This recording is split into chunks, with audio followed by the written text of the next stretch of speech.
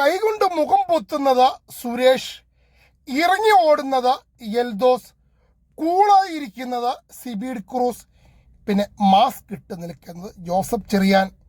ഇവരെല്ലാം മോട്ടോർ വാഹന വകുപ്പിലെ ഉദ്യോഗസ്ഥരായിരുന്നു. എന്നാൽ ഇപ്പോൾ ഇവരെല്ലാം സസ്പെൻഷനിലുമാണ്. ഇപ്പോഴാണോ എന്ന് ചോദിക്കരുത്, കുറേ ആയി. പിന്നെ ഇപ്പോൾ എന്താണ് ഇങ്ങനൊരു വാർത്ത എന്ന് ചോദിച്ചാൽ, ഇന്നലെ മുതൽ മോട്ടോർ വാഹന വകുപ്പ് ചെക്ക് പോസ്റ്റുകൾ 24 മണിക്കൂറും പ്രവർത്തനം ആരംഭിച്ചു.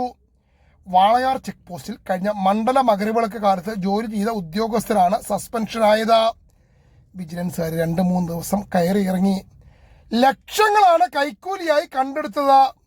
പറഞ്ഞു വരുന്നത് വാളയാർ അടക്കം ചെക്ക് പോസ്റ്റുകൾ വീണ്ടും തുറന്നിട്ടുണ്ട്.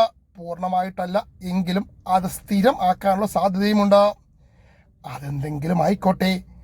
നിലവിൽ കുറെ ഉദ്യോഗസ്ഥരെ ചെക്ക് പോസ്റ്റിൽ ജോലിക്കായി നിയമിച്ചിട്ടുമുണ്ട്.